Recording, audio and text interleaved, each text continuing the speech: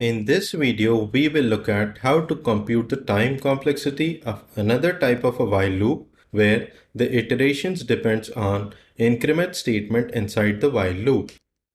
We will focus on the number of times the primitive operations are performed by an algorithm to compute the time complexity. Let us look at the pseudocode of this algorithm and computes its time complexity. This algorithm displays the numbers 1, 10, 100, 1000 and so on till I is less than equal to n. Now before computing the time complexity, we will look at how this algorithm works. More important, we will look at how many times the while loop will be executed or performs its operations. Let us consider we pass the value of n as 2000 to this algorithm. Then the first statement of the algorithm is I is assigned value 1. Let us have the table to keep track of the values of variable I in the first column and the condition in the while loop in the second column.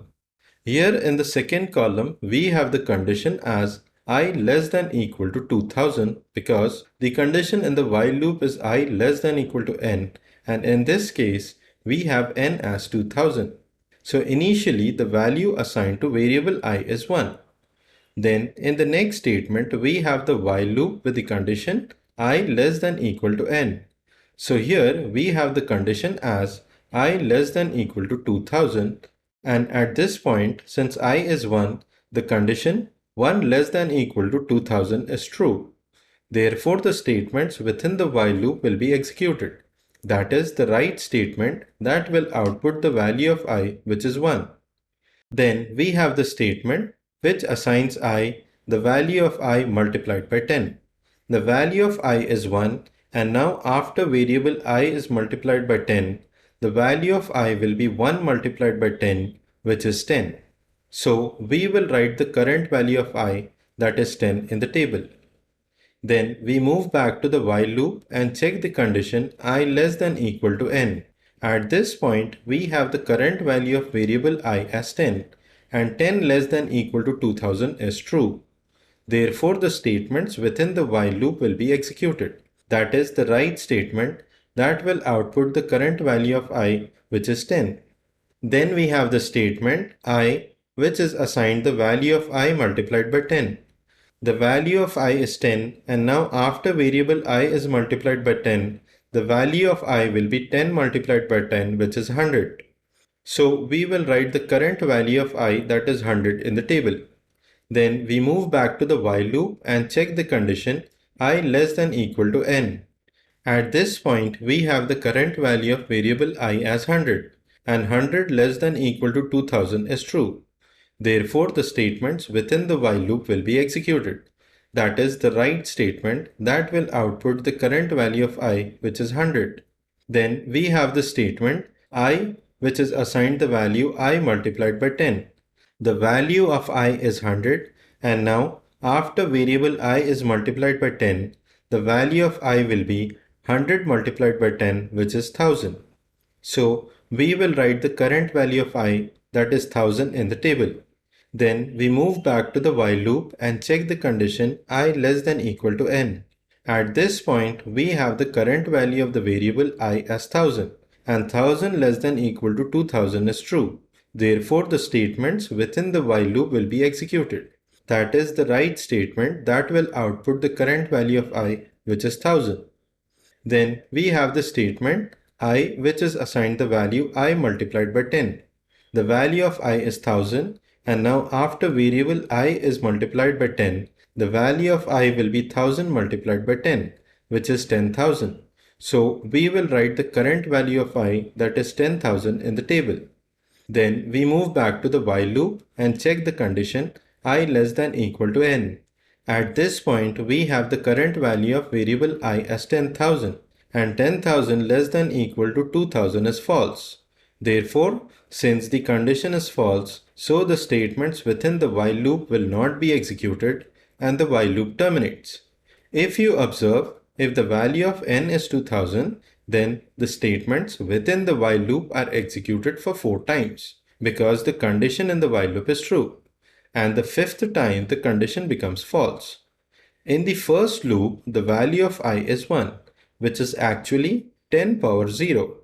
Then in the next loop, the value of I is 10, which is 10 power 1. Then in the next loop, the value of I is 100, which is 10 power 2. Then in the next loop, the value of I is 1000, which is 10 power 3. And so on in terms of n, let's say till 10 power k, that is till the value of I is less than equal to n.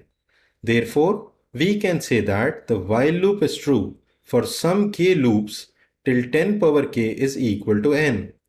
And mathematically, the value of k can be represented as k equal to log n to base 10, and the while loop terminates in the next loop when the condition becomes false, that is, I becomes greater than n. This is because the while loop has to execute one more time to check the condition, which will ultimately be false to terminate the while loop. Therefore, in terms of n, we say that this while loop will execute for log n to base 10 plus 1 times, and the statements inside the while loop will execute for log n to base 10 times. Now, having understood that the while statement executes for log n to base 10 plus 1 times, and the statements inside the while loop executes for log n to base 10 times, we will move ahead and compute the overall time complexity of this algorithm. The first statement of the algorithm is I is assigned value 1, which is an assignment statement, and the assignment statement takes unit time to compute, so its frequency is 1.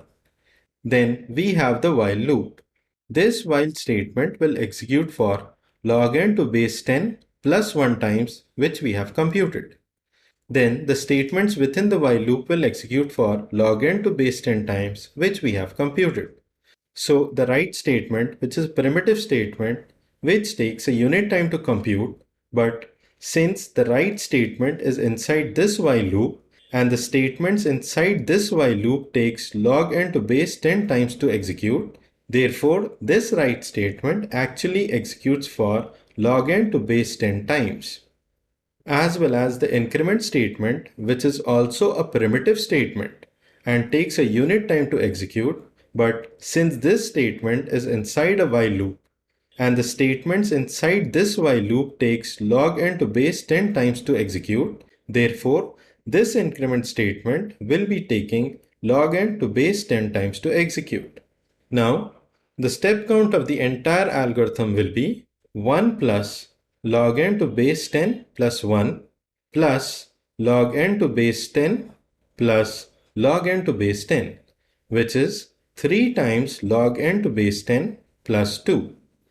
Now, the number of operations needed to execute an algorithm is represented as a runtime function and takes n as the argument. So the runtime function f of n of this algorithm is 3 times log n to base 10 plus 2, and this is a logarithmic polynomial. Therefore, we say that this runtime function or the time complexity of this algorithm using this type of while loop is logarithmic.